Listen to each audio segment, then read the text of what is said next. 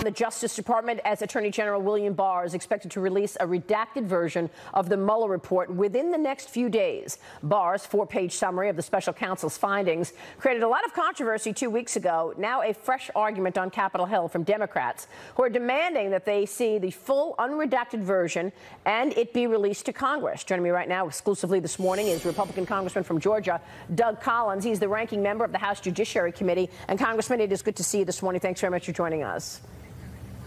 Glad to be with you, Maria. You have been releasing the transcripts of some of the closed-door testimonies of various witnesses. Your most recent has been Jim Baker, the lawyer at the FBI. Looking at all of these transcripts that you've released so far, what strikes you mostly, Congressman? What is the takeaway that we need to focus on from all of these transcripts you've released?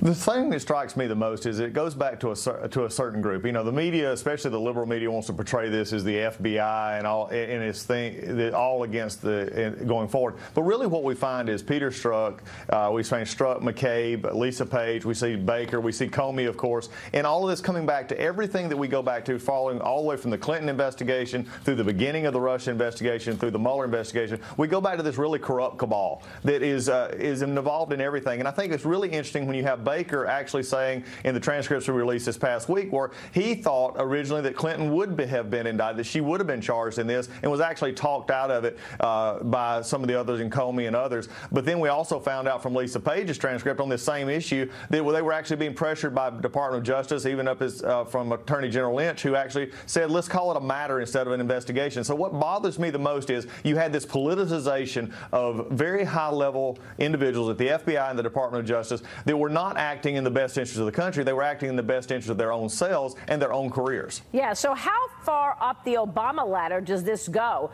knowing that now we see suggestions that it wasn't just the cabal of people at the top of the FBI and the DOJ. You had the State Department, you had other intel agencies, you had Sidney Blumenthal, Hillary Clinton's good friend, sending information through the State Department. How far up to the Obama administration does this go, sir?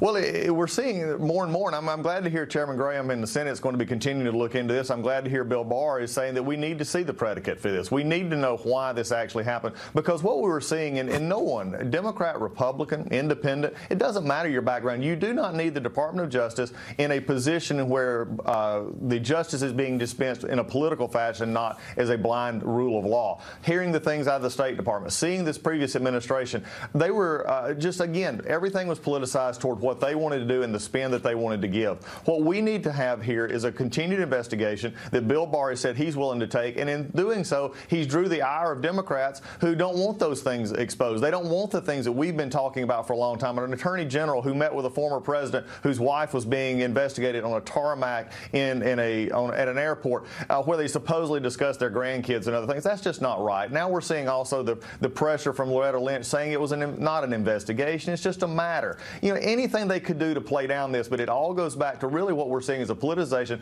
which is worse because it gets into our FISA court, our FISA applications, which were really, when you get to it, this was the thing that happened, how we got our FISA courts was the abuse of power from administration officials and folks back in the 70s.